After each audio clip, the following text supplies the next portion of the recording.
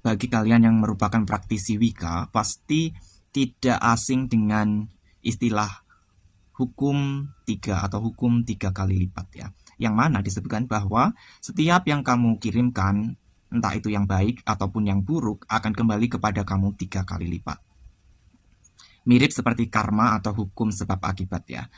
Dulu saat pertama kali saya memeluk Wicca, saya sangat memegang teguh hukum ini. Tapi seiring berjalannya waktu, saya merasa dengan memegang hukum tersebut, saya merasa saya stuck, saya terjebak di dalam satu kotak saja dan tidak mengalami perkembangan yang signifikan dalam hal evolusi. Kemudian ketika saya memutuskan untuk melepaskan label sebagai Wiccan, pemeluk Wicca, dan beralih fokus kepada praktik witchcraft yang non Wicca ya, witchcraft yang tradisional dan tidak ada kaitannya dengan neo Wicca atau Wicca ya.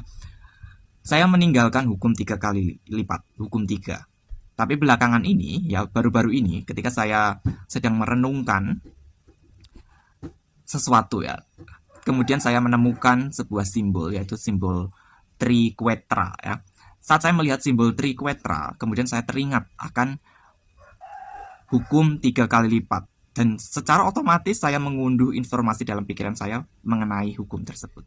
Saya mengunduh informasi mengenai interpretasi baru versi saya mengenai hukum 3 kali lipat ini. Jadi saya akan membuat reinterpretasi ya, interpretasi ulang mengenai konsep hukum 3. Jika sebelumnya saya menyebutkan bahwa hukum 3 lebih bersifat mirip-mirip seperti yang ada di dalam agama. Kalau kamu berbuat baik, kamu akan mendapatkan pahala. Kalau kamu berbuat jahat, kamu akan mendapatkan hukuman. Saya merasa bahwa konsep hukum 3 dengan interpretasi tersebut sebenarnya diciptakan ketika di Amerika sana terjadi yang namanya satanic panic ya. Jadi untuk menghindari persekusi dari kaum Abrahamik ya, maka para Wicca menciptakan hukum tersebut. Hukum 3 ini dibuat untuk menekankan bahwa oh ini loh, Wicca itu bukan penyembah setan. Wicca itu agama yang memiliki prinsip tertentu. Salah satunya adalah hukum 3 di mana para Wicca tidak melakukan yang namanya harming others ya, atau melukai orang lain, karena mereka percaya bahwa setiap yang dilakukan akan kembali kepada mereka 3 kali lipat. Nah, saya merasa bahwa interpretasi ini terlalu politikal ya, karena dilandasi rasa takut, kekhawatiran, dan keinginan untuk bertahan di dalam alam liar yang kemungkinan saat itu tidak berpihak kepada sistem-sistem kepercayaan, sistem-sistem agama yang di luar agama konvensional seperti agama Abrahamik contohnya. Kemudian di sini saya akan mengutarakan reinterpretasi saya mengenai hukum 3 ya.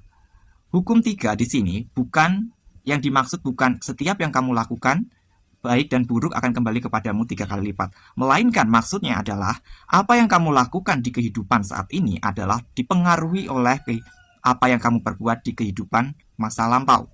Dan apa yang akan kamu lakukan di masa depan nantinya itu dipengaruhi oleh apa yang kamu lakukan saat ini. Jadi setiap yang kamu lakukan di masa lalu, masa sekarang, dan masa depan, semuanya itu adalah sebuah satu kesatuan dan saling mempengaruhi. Seperti itu. Karena setiap perbuatan kita pada kehidupan saat ini itu akan mempengaruhi kehidupan kita, apa yang akan kita perbuat di kehidupan mendatang.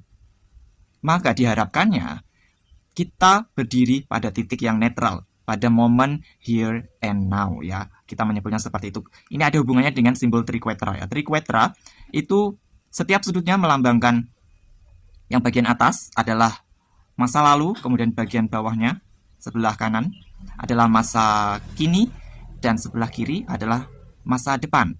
Kita mayoritas menganggap bahwa kita ada di masa kini. Tidak, sebenarnya idealnya kita adalah posisinya ada di tengah, yaitu momen here and now. Sehingga kita di tengah, kita bisa memiliki kontrol atas 3 waktu. Ketika kita berdiri di posisi di tengah dari Triquetra, sebenarnya kita hanya bukan produk dari masa kini. Kita adalah gabungan ya, akumulasi dari produk dari masa lalu, hasil dari perbuatan kita di masa lalu, hasil perbuatan kita di masa sekarang, dan hasil perbuatan di masa depan nanti. Jadi kita adalah vessel, sebuah wadah dari sebuah perjalanan jiwa, dari sebuah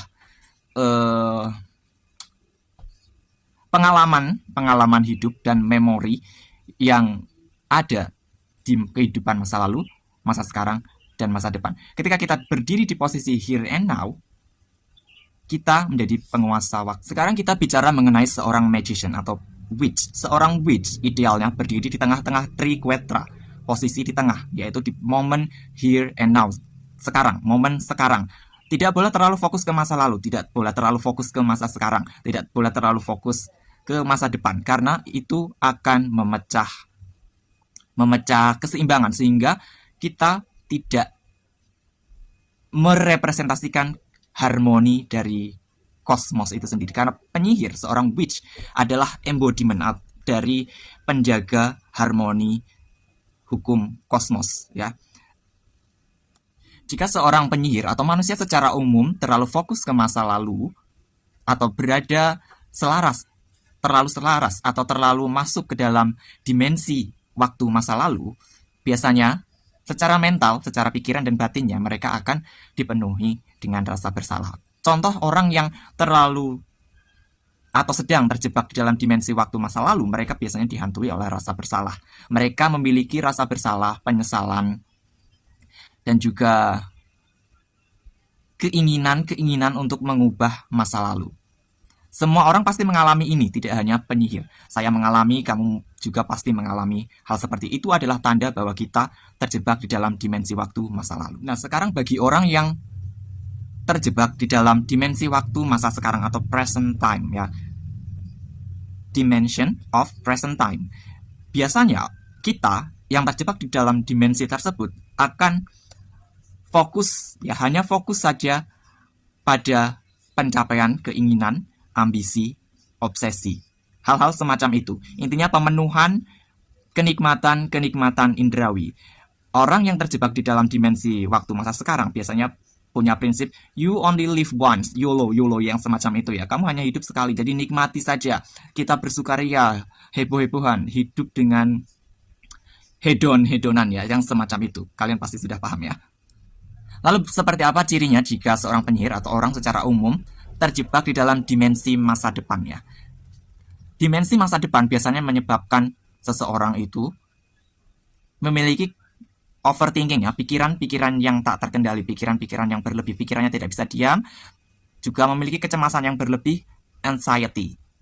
Orang yang memiliki kecenderungan overthinking, anxiety, itu adalah contoh-contoh orang yang terjebak di dalam dimensi masa depan, karena mereka mengkhawatirkan sesuatu yang tidak bisa mereka kendalikan. Mereka mengkhawatirkan sesuatu yang berlebih di luar dari kapasitas mereka. Karena itu seorang penyihir berdiri di tengah, di momen here and now, momen di sini, saat ini, di sebuah persimpangan. Ini adalah ajaran yang diajarkan oleh Dewi Hekate sebagai Goddess of the Crossroad, ya. Persimpangan dari aspek Dewi Hekate ini maksudnya adalah bisa persimpangan secara literal, ya. Bisa persimpangan maksudnya adalah persimpangan 3 waktu ini. Jadi Dewi Hekate berdiri di tengah-tengah di momen here and now. Karena itu sang Dewi bisa melihat ke masa lalu, bisa melihat ke masa depan, bisa melihat ke masa sekarang. Sehingga itu memungkinkan sang Dewi memiliki kuasa atas waktu dan hukum-hukum di alam semesta. Dan ketika seorang penyihir bisa sepenuhnya berdiri di pusat dari triquetra atau di moment here and now, si penyihir akan menjadi embodiment atau menjadi perwujudan dari aspek Dewi Hekate sebagai penguasa persimpangan. Namanya Trioditis, ya. Trioditis, Goddess of the Three Ways, ya. Dewi persimpangan. Ketika seorang penyihir telah menjadi perwujudan dari Hekate Trioditis atau Hekate of the Crossroad, si penyihir mampu mengakses segala macam pengetahuan seni yang tersembunyi di lingkup waktu tersebut. Dia bisa mengakses ke masa pengetahuan seni dari masa lalu, masa depan, dan masa sekarang. Kesimpulannya adalah bahwa setiap penyihir harus berdaulat atas segala tindakan yang dilakukannya dalam kehidupan ini. Setiap keputusannya, setiap tindakan yang dilakukannya harus dilandaskan pada kebijaksanaan dan juga kesadarannya. Dan si penyihir juga harus paham dan tahu bahwa apa yang dia perbuat pada kehidupan saat ini semuanya adalah akumulasi hasil dari perbuatannya atau tindakannya di kehidupan masa lalu. Dan tindakannya di kehidupan masa kini akan mempengaruhi apa yang akan dia perbuat, tindakan apa yang akan dia lakukan di kehidupan berikutnya. Sedangkan tindakan yang dilakukan di kehidupan berikutnya itu akan mempengaruhi kehidupannya yang di masa lalu. Begitu seterusnya.